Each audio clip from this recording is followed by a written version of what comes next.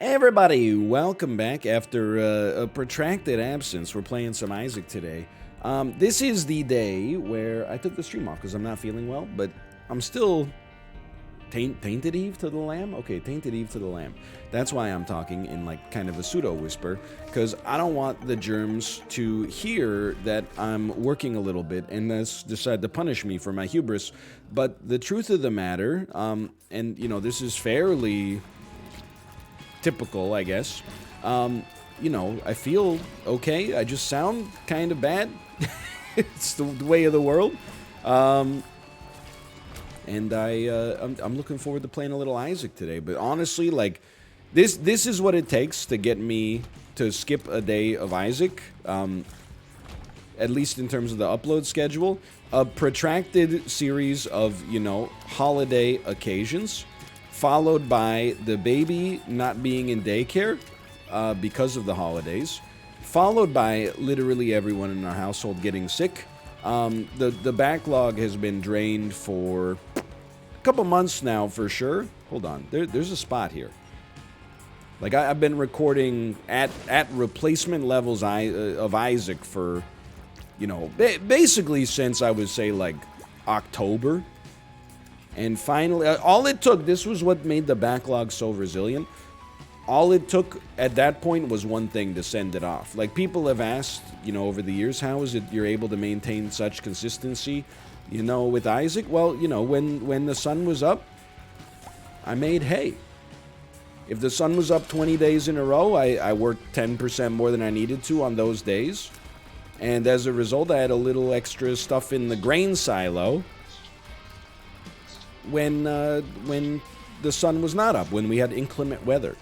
Now, the silos have been drained by a protracted period of, I don't know, blights, maybe? I don't want to make it sound that negative. It's not that bad, but,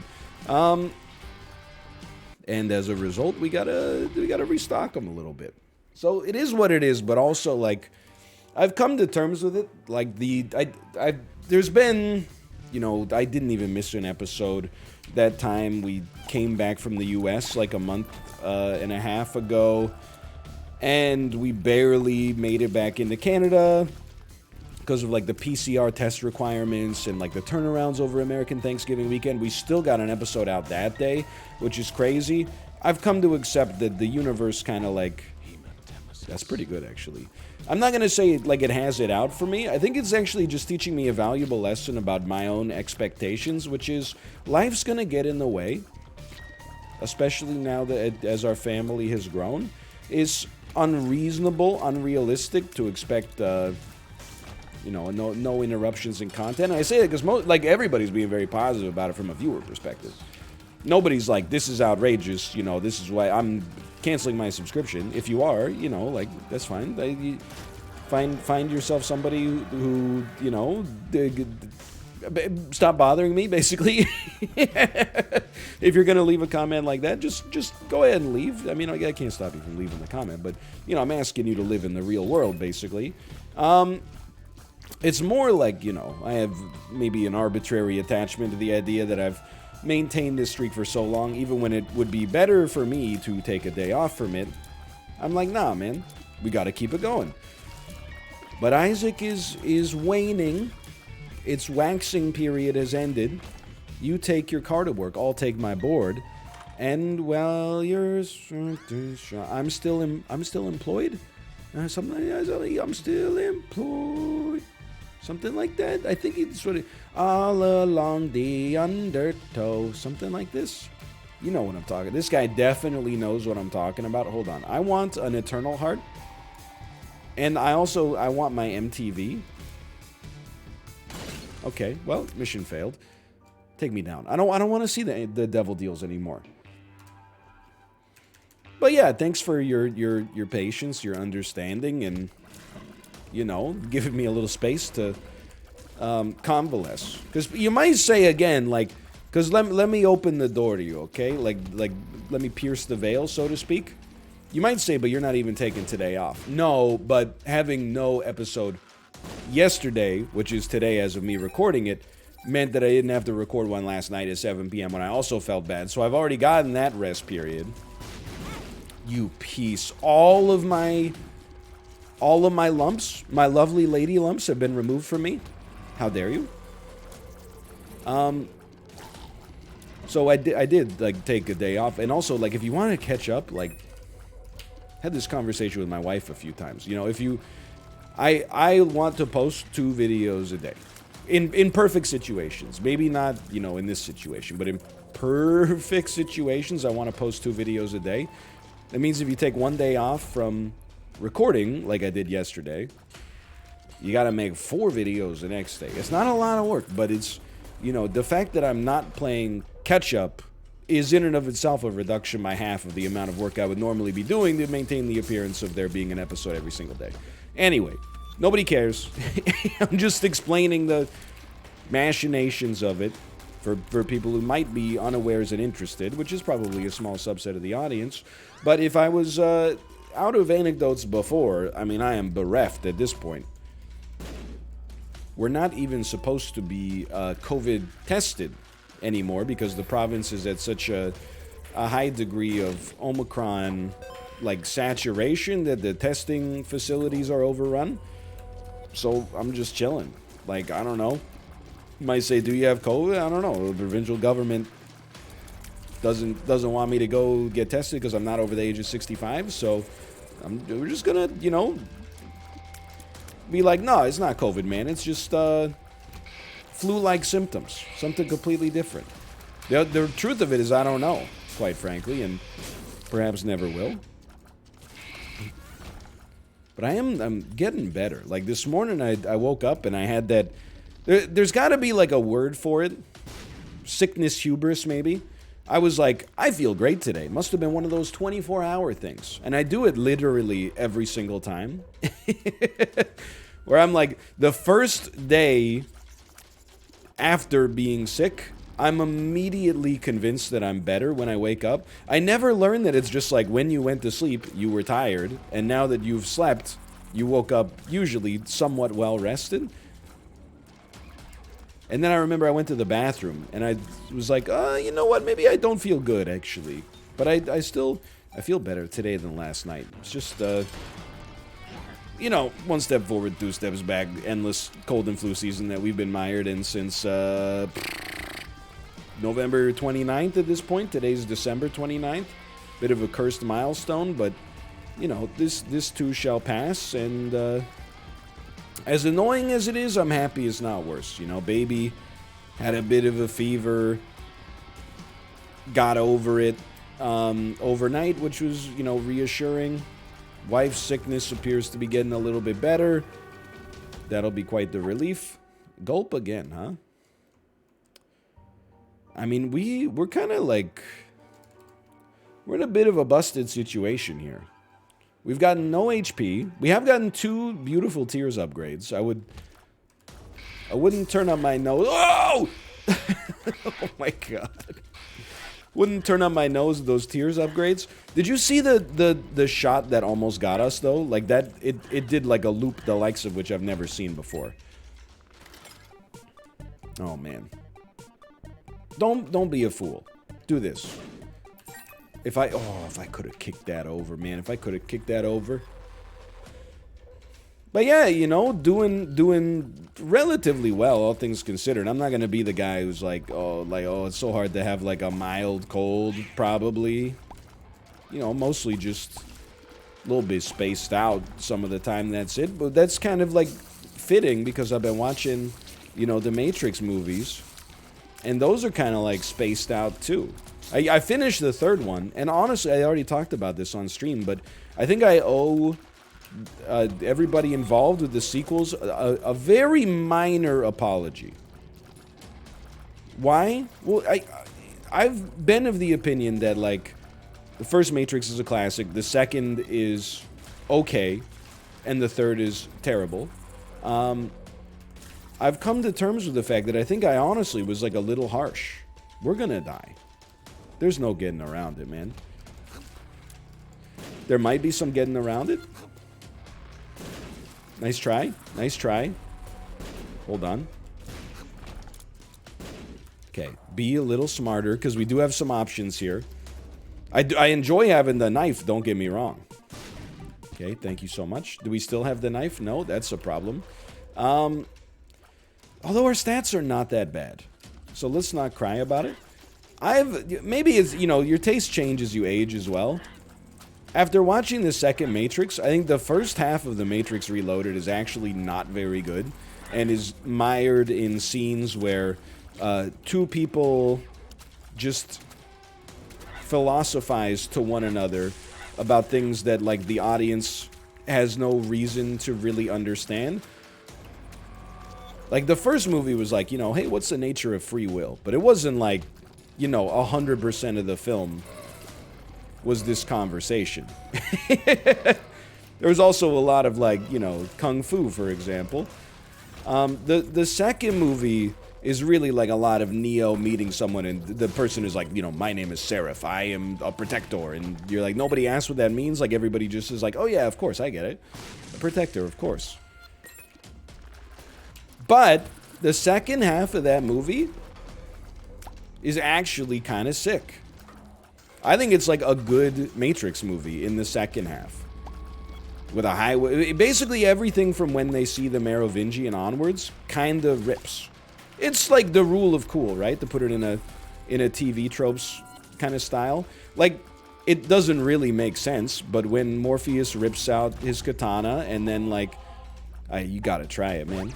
Thank you so much. When Morpheus takes out a katana, cuts out a piece of the Cadillac Escalade that's chasing him. The car flips over, he shoots the gas tank with an Uzi and it explodes. You're like, yeah, okay, that's kind of cool. Now, the third Matrix movie is not good. But it's not, I don't know, maybe I was just in a bad mood when I saw it as a teenager. Wouldn't surprise me. It's kind of typical of the age, I guess. But it's still not good. But I think I enjoyed it a little bit more with the benefit of, you know, its legacy, I guess. The problem is that in the Matrix movies, for me, and I know you're like, he's still talking about the Matrix? Honestly, just shut up, okay? just give me this. The stuff that takes place in the Matrix is always fun, because they got, like, superpowers, right? The stuff that takes place in the ship is kind of cool, because you're like, wow, it's like a submarine movie, but, you know, for millennials. The stuff that takes place in Zion is, like, so boring. And the way that they... I'm in trouble? I'm not in trouble? In the second movie, it's not so bad, because they spend, like, you know, less than a half hour in Zion. A lot of the movie takes place in the Matrix. That's cool, by the way. I didn't want to deal with the Angel anyway. I think they're overrated. What do you got for me? Some pills. Okay. Okay, that's fine. Okay. Okay. Well, that's about your average yield on 5 pills. Nothing that has a tangible impact on the run one way or the other. At least we didn't get a tears down. But in the second, or in the third movie, the second sequel, it's probably like 60% Zion.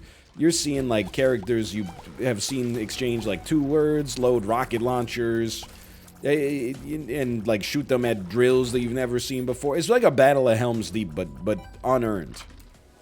But it's still, like, it's okay.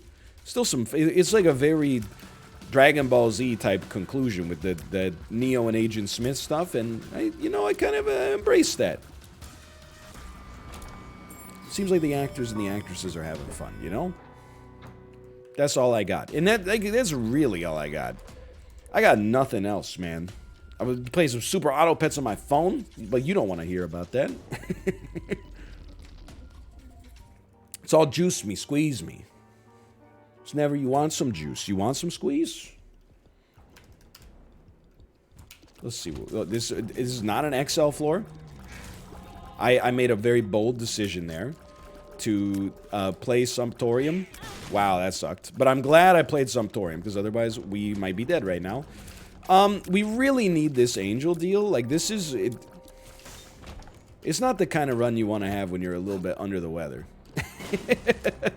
It's not, again, this is not that bad. I'm not, like, you know, in physical pain or even really discomfort, but I was kind of hoping that maybe the game might... Oh, what a bomb. was thinking the game might smile upon me today. Maybe fate would bless me with a run that had the necessary tools for survival. You know, it was in the Goldilocks zone of survivability. Get some HP, get some damage. You're off to the races. Well, we kind of got some damage.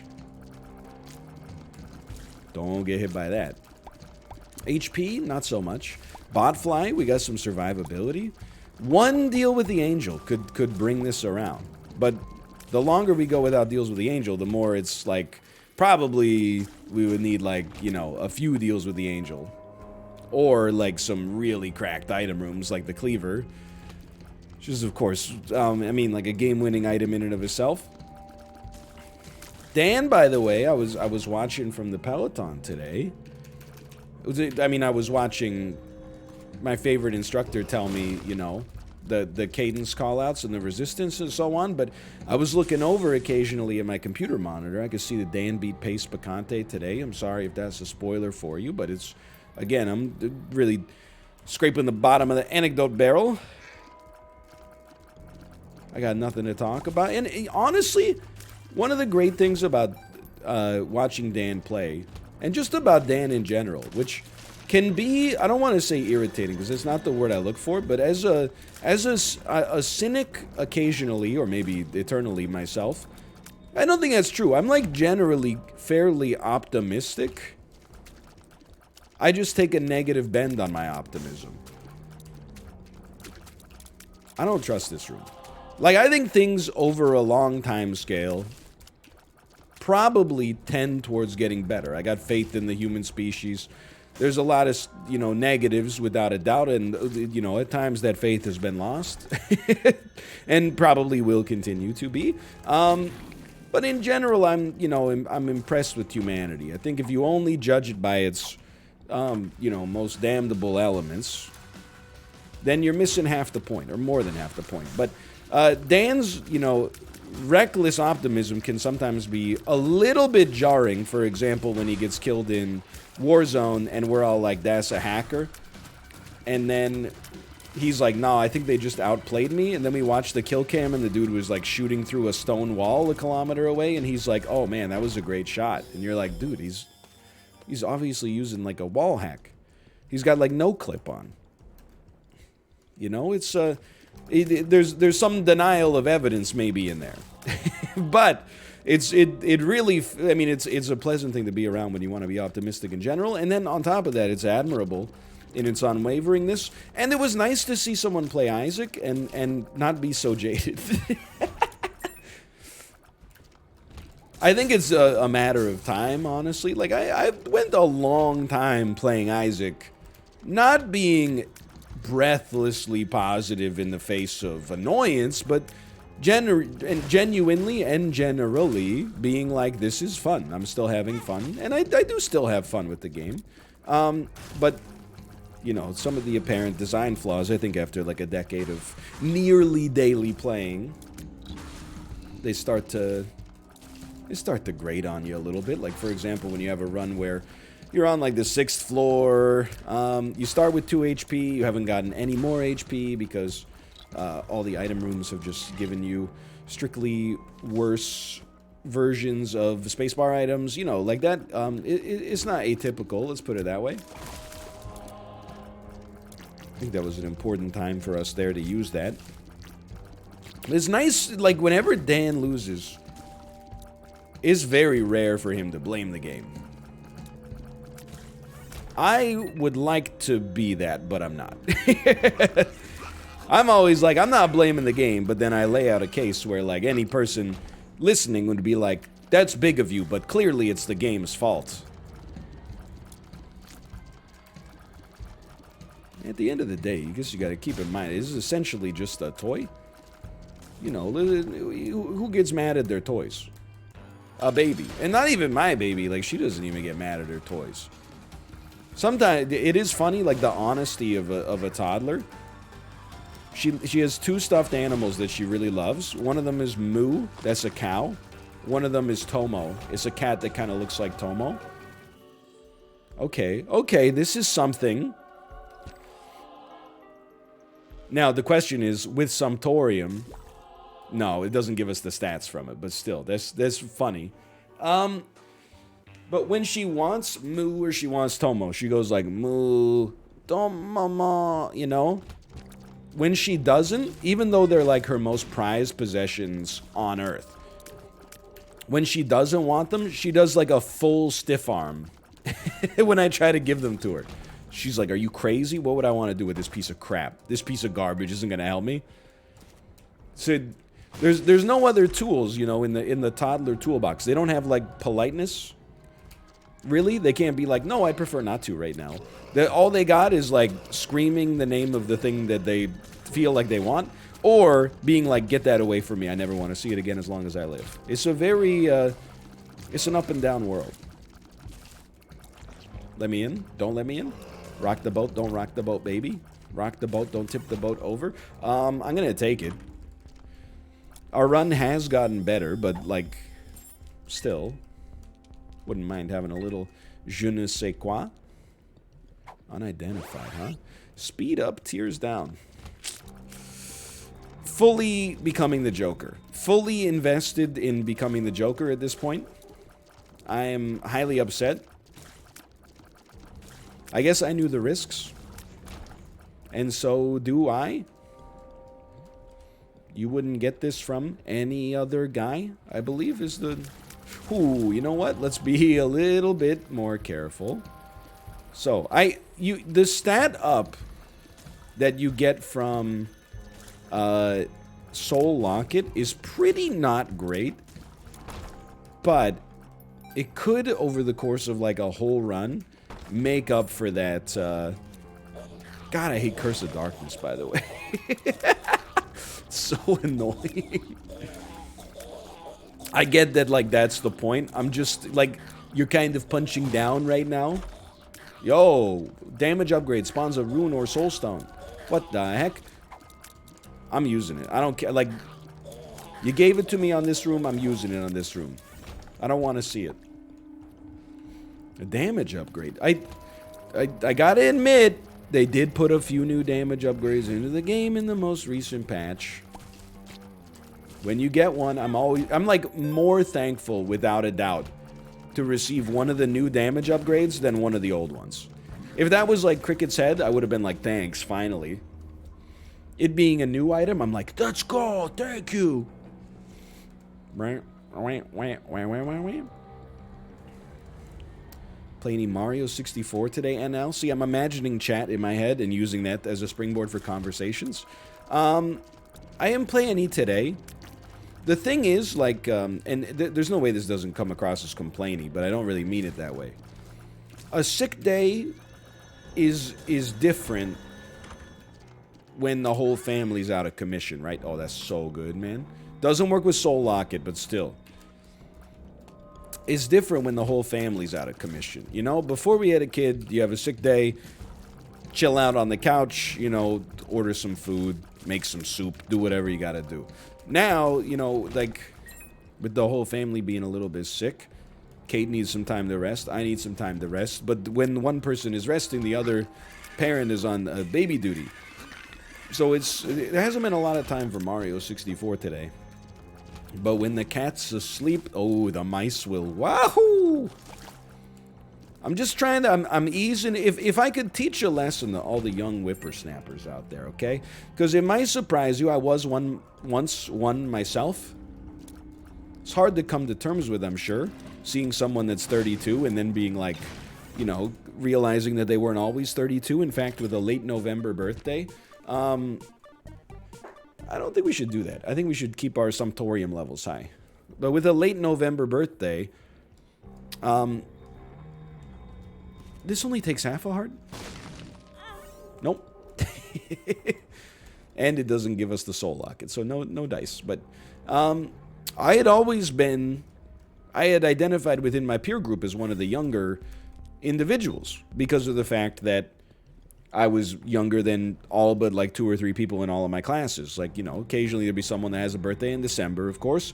Occasionally you get someone that like skipped the grade, so their birthday was like, you know, February of the following year. But for the most part, late November birthday made you one of the youngest in the class. I was going to say unfortunately, but I guess it's very fortunate. Fortunately, my peer group has gotten older, and now, you know, people who are like 25 are like, I'm so old. And then I'm like, no, you're not. And they're like, well, obviously not as old as you, Grandpa, but like, you know, I remember things that happened 10 years ago. Whoa, that's crazy. Wow, I wish I knew what I know now when I was younger. But if I could teach you something, and it took me too long to learn, which is why I'm passing this lesson on.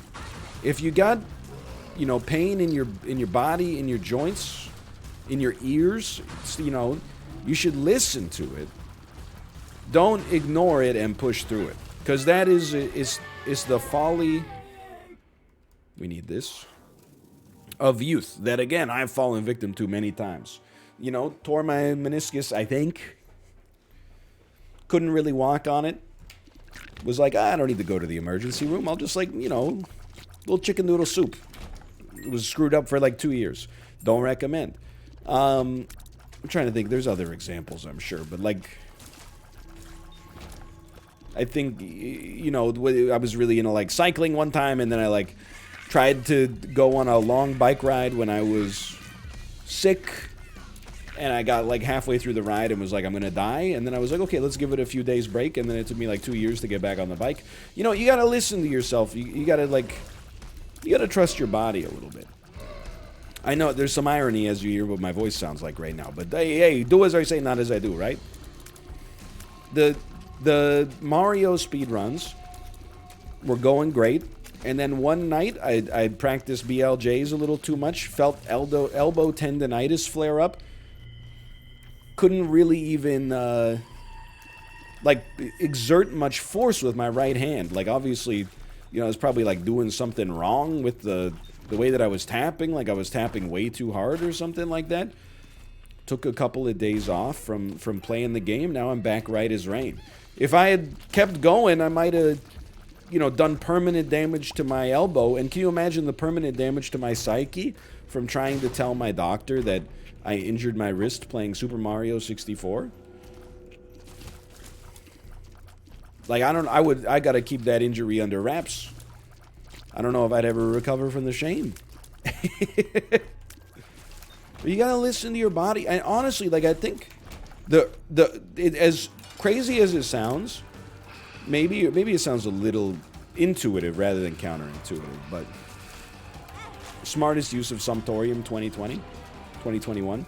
I think the faster you accept that, like, the warnings surrounding overuse of some things, or like, I'll give you a classic example. It's like volume controls on your phone.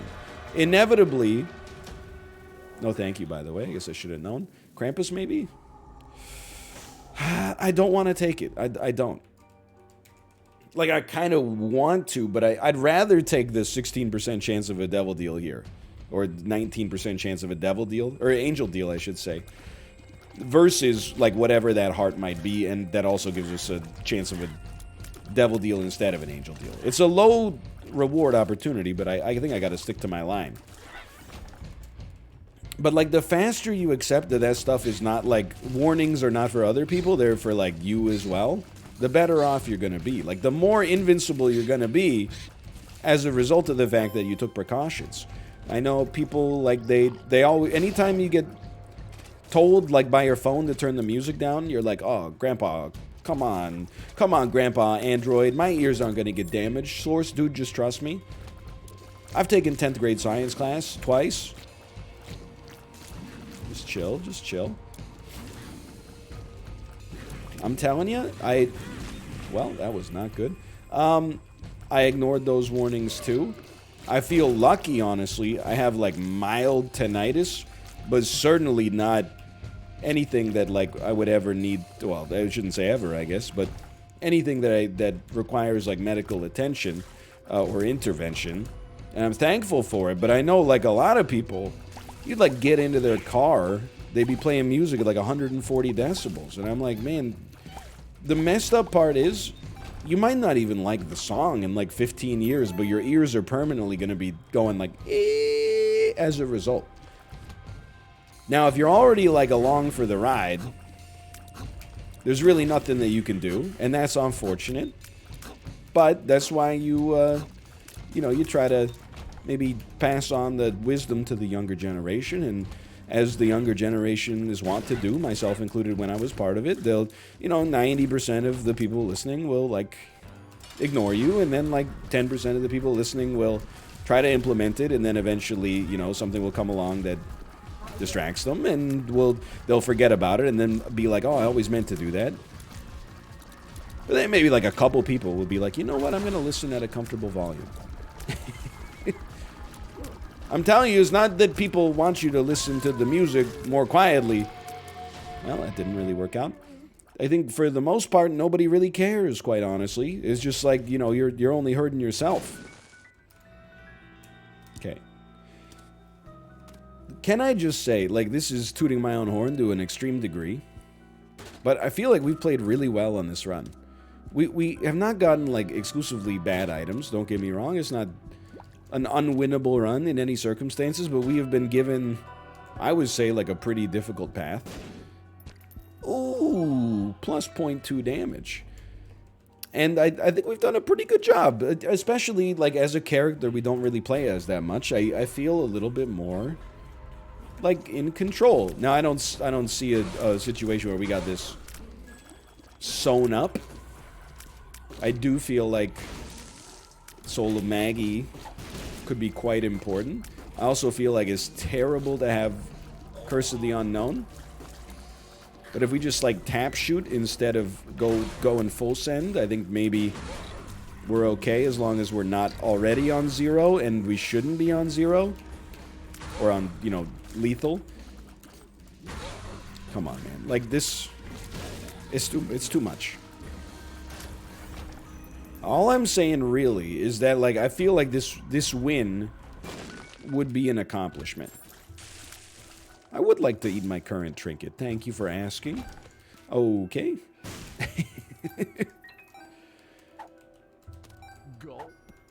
Gulp, by the way. This would be a bit of an accomplishment. We've lost runs that were easier than this recently. Like the Azazel one. Or the other 2 we lost with Brimstone. Embarrassingly enough. So yeah, as you might expect, not really much in the way of plans. In fact, like, you know what? If there's a positive to take from what appears to be like an endless barrage of, like, cold and flu symptoms over the course of the past 5 or 6 weeks, I think that, like, a lot of people had, like, pandemic fatigue, right? I was like, in spite of all the evidence, I just want the world to go back to normal. Like, I gotta go. I can't live without going to the white spot. I can't live without going to the movie theater. After going through this for, I mean, you gotta remember, this is like my 4th time, like, being sick since the start of November. Like, it's enough that I'm, like, embarrassed to say it. What the heck? I'm now, like, ready to go back to hermit life. I'm ready to be like, I don't want to go outside till April. I know people are going to be like, you got to get, like, your immune system checked out. I appreciate, like, again, the parents out there who have replied to me on Twitter when I say that I'm sick, and they're like, don't sweat it. Like, this happened to us when we put our daughter in daycare as well. Like, she got sick once every 2 weeks for, like, the first 3 months, and our house was just like a revolving infirmary. I appreciate that, because it's easy to get gaslit by shut-ins who are like, what the heck? No, I don't mean shut-in as a rude comment necessarily. It's actually kind of like a point of respect, I would say, right now, but hit them. But they, they're like, what the heck? I haven't been sick in 2 years. You've been sick 5 times this month. And I'm like, yeah, you haven't been exposed to any germs. You're doing IT work remotely. I got a kid out there who, like, on occasion is interacting with other kids who have older siblings who are still, for some reason, in, like, in-person classes. Their parents are going skiing, and they, thinking their runny nose is just a symptom of the weather. Like, every extra person you come in contact with raises your odds of, like, them being a bit of a disease vector. I'm not saying I'm innocent of it either, but on top of all that, I think my immune system took, like, 2 years off and is probably now like, yo, what the heck? We should probably Samptorium. You know, like when you've been in summer for so long that you forget that winter exists. That's what my immune system's doing right now. It was like, what the heck? I thought the sun always stayed out until 9 p.m. Okay. No curses. I would be happy to just experience no curses. No curses. Look at that. Money equals power. Brimstone bombs. Sulfur's pretty good. I don't really want to take a spacebar item. I think we could probably take money equals power and be pretty pleased. We have the negative, so we got no permanent Polaroid invincibility to worry about. Or to benefit from. To be fair. I think that the real key on this run is going to be just chill. If you play it slow, if you just honestly forget about the fact that you're Tainted Eve, play it like you're having kind of like a, I wouldn't even say subpar, but like a delicate sort of Isaac run for the time being, then you're in good hands, and we'll try to reread what Soul of Magdalene does, maybe just in advance of the boss fight, because I think we could farm up some lumps, maybe. But for now, I'm respecting the tab shooting. I'm respecting the Book of Revelations. Let's go. That's huge. This is the true pace picante. I walked into it like a fool. How are you not dead? Like, just be honest. Blood doping. It's the only explanation. Okay, nice little shot speed increase. Said no one ever. Nice iframes. I can't be mad. That's the strategy I used to beat King Thwomp at the top of Thwomp's castle.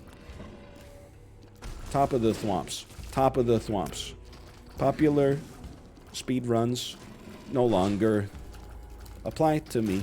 You guys listen to Art Brut? They were like all the rage in the indie scene for like a year and a half in 2005. I know you're like, okay, Grandpa, let's get you home. It's true. Formed a band. We formed a band. Help. Help. I don't know what happened to them after that. Which is usually not a great sign, I guess, for a popular musician. Good Samptorium. You just play it safe, right?